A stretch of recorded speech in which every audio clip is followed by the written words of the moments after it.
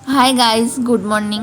Welcome back to my another video. তোমরা সকলে কেমন আছো? আশা করছি তোমরা সকলে ভালো আছো, সুস্থ আছো। আমিও ভালো আছি, সুস্থ আছি। আজকে আবারও একটা নতুন ভিডিওর সঙ্গে তোমাদের সামনে চলে আসলাম। দেখতে থাকো, ভিডিওটা অনেক সুন্দর হতে চলেছে। আজকে হলো নীল ষষ্ঠী, মা ঘরের ঠাকুরকে পুজো দিয়ে দিয়েছে। এবার আমাদের বাড়ির পাশে যে একটা মন্দির আছে সেখানে যাবে। এখানে বাটা নিয়ে নিয়েছে, তো কী নিয়েছে তোমরা দেখতেই পেলে। তো যাচ্ছি বটতলার দিকে। ছেলেবেলার দল, প্লাস্টিক বল সরো দেখি। হ্যাঁ আচ্ছা,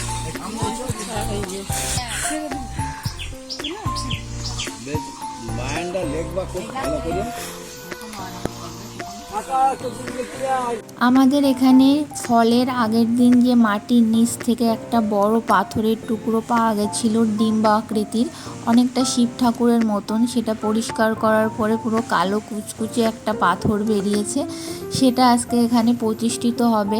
তো এখানের একটা জেঠু, আমার জ্যাঠা সম্পর্কে হয়, উনি আমাকে বলল, মাম্পি এই ভিডিওটা করে এবং ভালো করে লিখে তুই একটুখানি তোর সোশ্যাল মিডিয়ায় ছেড়ে দিস। তো তার জন্য ভিডিওটা করা। এইখান থেকেই হবে পুরোপুরি। আমাদের এখানে যে শিব মন্দির মতন আছে, এটা কিন্তু আগে থেকে ছিল না, আমাদের পাড়ার একজনা বানিয়েছে এটা। আর এখানে বটগাছ ছিল বলেই এই শিব মন্দিরটাকে না আর ছাউনি দেওয়া লাগেনি। তবুও জল বৃষ্টিতে প্রচুর প্রবলেম হয় এই শিব ঠাকুরটার, তার কারণ উপরে কোনো ছাউনি নেই। আর দেখো এইদিকে সকলে বসে আছে, যে জ্যাঠা আমাকে বলেছিল ওই জ্যাঠাও এখানে আছে। আর এখানে শুধু বট গাছ না, একটা অশ্বত্থ গাছও ছিল। আমাদের ওই গাছটা ছাড়া যেন সব ফুল তুলে নিয়ে এসেছে। আকন্দ ফুল একটাও নেই। এটা হচ্ছে পিয়া, আর একটা কিরা অশ্মি। ও পিপি একটু তাকাও। এখানে সব ছোট ছোট বাচ্চারা ফুলের মালা গাচ্ছে। সেই মালাগুলোকে আবার এই শিব ঠাকুরের গলায় পরানো আছে। দেখো, তোমাদের সঙ্গে শেয়ার করলাম, দেখে নাও।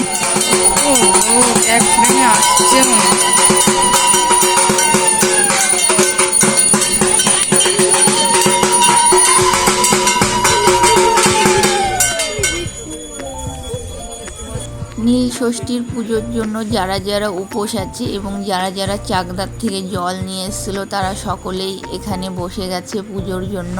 আর এখানে সকলে আমাদের পাড়ারই আছে। আমাদের পাড়াটা খুবই ছোট, মাত্র 35 ঘর হিন্দু। তো সকলের ফ্যামিলি থেকেই হয়তো 1-2 জন করে আছে। সবাই এখানে পুজো দিচ্ছে। আর একটা বাচ্চা হওয়ার মানসিক ছিল একটা মহিলার, তো উনি ওনার ছেলের ওজনে বাতাসা নিয়ে এসছে, মানে মিষ্টি প্রসাদ, সেটা দেবে।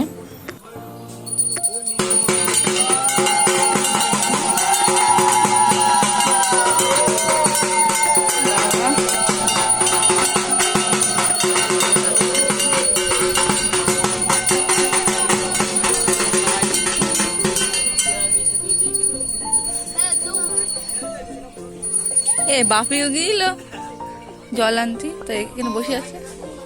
যিনি মানসা করেছিল যে ওনার ছেলে হলে উনি ছেলের ওজনে বাতাসা দেবে, উনি এই বটগাছের ডালে একটা পাথরের সঙ্গে সুতো বেঁধে রেখে গেছিল। আজকে ওনার মানসাটা কমপ্লিট হলে তারপরে উনি সেই সুতোটা এই বটগাছ থেকে খুলে দেবে। তো তোমরা সবটা দেখতে থাকো ভিডিওটা।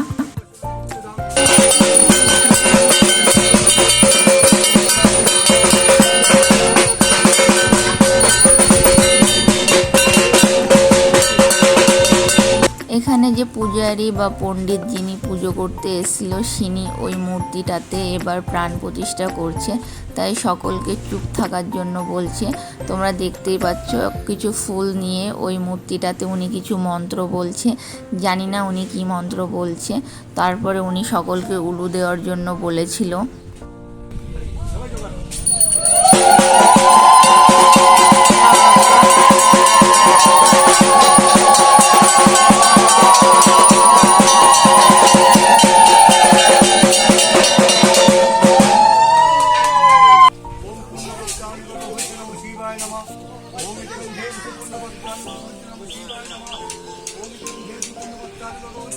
शिवाय नमः एतद् धीमतद् वै विष्णुवाय नमः এবার সকলে জল ঢালার জন্য উঠে দাঁড়িয়েছে। মা আমাকে বলছে প্লেটটা ধরতো, তা আমি বললাম দাও পরে। বলছে না ঠিক আছে আমার কাছে থাক, কারণ পুজো পুরোপুরি শেষ হয়ে গেছে, অঞ্জলি দেওয়াও কমপ্লিট হয়ে গেছে। এবার যে পুরোহিত ছিল উনি সকলকে বলল যে তোমরা সকলে একে একে লাইন দিয়ে দাঁড়িয়ে জল ঢালো। তো সকলে জল ঢালছিল, কেউ দুধ গঙ্গার জল, কেউ গঙ্গার জল, আর যারা চাকদার গঙ্গার থেকে জল নিয়ে এসেছিলো তারা চাকদার গঙ্গা সেই জল ঢালছে। তোমরা দেখতে পাচ্ছ যারাদের এখানে মানে গলায় গামছা দেওয়া আছে, নতুন গামছা, তারা সবাই চাকদার গঙ্গায় গেছিলো। আর যাদের সেটা নেই তারা আজকে নীলষষ্ঠীর দিন উপোস করছে। নীলষষ্ঠীর উপোস আমাদের এখানে অনেকেই করেছে এই বছর, দেখতে পাচ্ছি মানে অন্য বছরের থেকে এই বছরের উপোসটা অনেকে বেশি করেছে।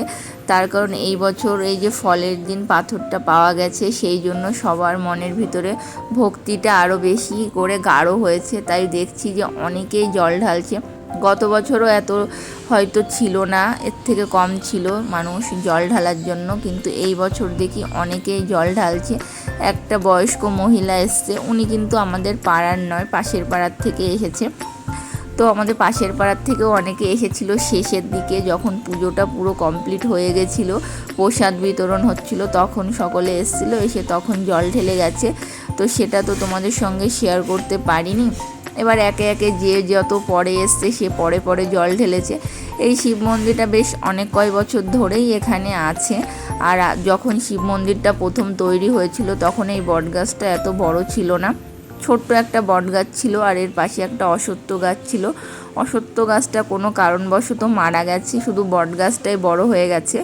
তো তারপরে বট গাছের যত ঝুড়ি আছে, পাতা আছে, সেটা দিয়ে এই শিব মন্দিরটাকে এমনভাবে ঢেকে দিয়েছে, যার কারণে এর উপরে আর কোনো ছাউনির প্রয়োজন হয় না এখন। তবুও যখন প্রচুর জোরে ঝড় বৃষ্টি হয় তখন মূর্তিটার অনেকটাই অসুবিধা হয়। তো জানি না কি হবে, এই শিব মন্দিরটা এখানে থাকবে কি না তারও কোনো গ্যারেন্টি নেই, কারণ অনেকেই এই মন্দিরটা এখান থেকে ভেঙে দেওয়ার সিদ্ধান্ত নিয়েছে, আর এই বটগাছটাও তুলে দেওয়ার সিদ্ধান্ত নিয়েছে। জানি না কত দূর কী হবে, তো বলতে পারবো না। যদি মন্দিরটা ভেঙে যায় তাহলে মনে করো তোমাদের সঙ্গে এই শেষ কোনো ভিডিও শেয়ার করছি এই মন্দিরের আর এই মানে মূর্তিটার। এরপরে আর কোনো ভিডিও হয়তো তোমাদের সঙ্গে এই মূর্তিটার এই বটতলার হয়তো শেয়ার করতে পারবো না, যদি মন্দিরটা ভেঙে দেয়। আর যদি মন্দিরটা না ভাঙে তাহলে হয়তো তোমাদের সঙ্গে শেয়ার করতে পারবো।